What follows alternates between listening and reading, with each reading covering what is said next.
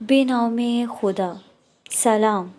امیدوارم همیشه و در کنار همه عزیزانتون سلامت، آروم، شاد و سربلند باشید. عزیزان من، بیایید درس امروز شروع کنیم. لیسن نمبر 6 کچھ پارٹس پر مشتمل ہے کہ جس میں ہم فارسی کے حروف تہجی سے بننے والے الفاظ سیکھیں گے جنہیں فارسی میں واژہ آموزی کہتے ہیں. الف کوتاہ و کشیدہ الفاظ آ، اے، او، آ، ای، او. الف کا استعمال الفاظ میں مختلف طریقے سے کیا جاتا ہے، یعنی لفظ کے پہلے، درمیان میں یا پھر آخر میں. آب پانی، غذا کھانا، پیرہن قمیص، پا پاؤں، جارو جھاڑو. انار، اسپ، آب، آسمان. استکان، استاخر، ایران، ایستگاه.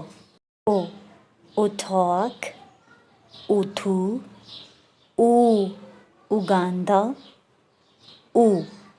تمام الفاظ کے ساتھ ان کا مطلب، ان کا معنی موجود ہے جنہیں دیکھ کر آپ ان کو آسانی سے یاد کر سکتے ہیں. بے بو، با، بی، بو. بے کی بھی 3 شکلیں ہیں، شروع میں، درمیان میں اور آخر میں. برگ بستنی، باران، باد.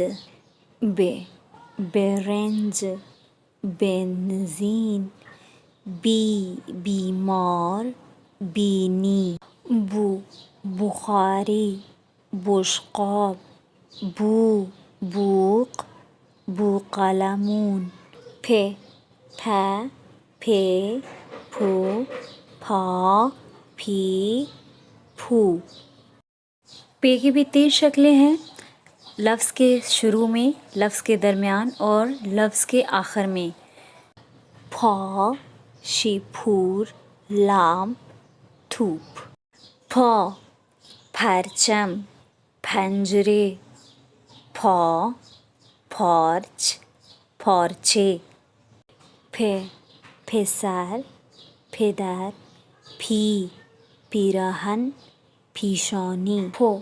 پرتقال، پھل.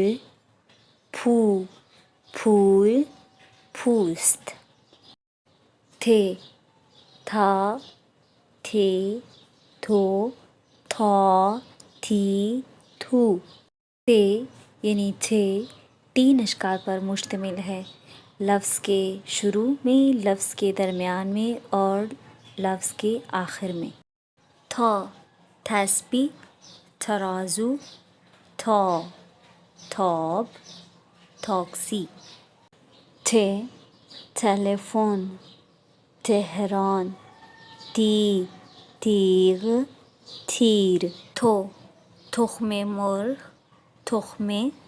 توپ، توت. سا، سے، سو، سا، سی، سو. سے کی بھی بے، پے، تے کی طرح 3 اشکال ہیں، لفظ کے شروع میں، لفظ کے درمیان اور لفظ کے آخر میں. سبت نام، اثر انگشت. ثانیے، اساس. ثروت مند، لثه. کثیف. ثلث. سو، کلثوم. روزمرہ گفتگو میں استعمال ہونے والے الفاظ. بالے، نا، آیا. جب کسی چیز میں شک یا ڈاؤٹ ہو تو اس میں آیا آتا ہے. آیا کو کنفرمیشن کے لیے استعمال کیا جاتا ہے، یعنی اس کے 2 ہی جواب ہو سکتے ہیں، بالے یعنی جی ہاں یا نا یعنی نہیں.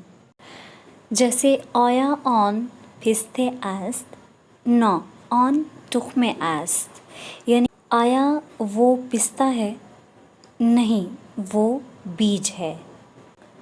آیا این بشقاب است؟ بله، این بشقاب است. آیا یہ پلیٹ ہے؟ جی ہاں، یہ پلیٹ ہے. آئیے اب کچھ اور الفاظ کی جانب آتے ہیں، جیسے کہ آرے یا نیست نہ خیر. یہ بھی روزمرہ استعمال میں ہی آتے ہیں. است کے شروع میں الف ہٹا کر نون یہ لگا دیتے ہیں جو نیست بن جاتا ہے، اور اگر کسی لفظ کے شروع میں نون آ جائے تو وہ نفی کی علامت سمجھا جاتا ہے.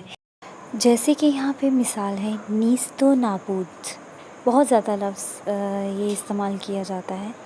نیست و نابود یعنی نہیں ہے اور نہیں تھا، یعنی مٹ گیا. یہاں پہ روزمرہ استعمال ہونے والے الفاظ سے کچھ جملے ہیں، جیسے آیا این عکس علی است؟ نا، این عکس علی نیست. یعنی آیا یہ علی کی تصویر ہے؟ نہیں، یہ علی کی تصویر نہیں ہے.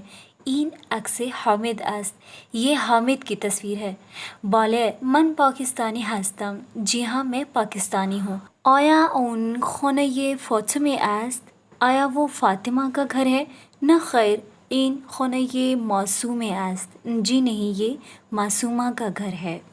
میری طرف سے آپ سب کو ماہ رمضان بہت بہت مبارک ہو.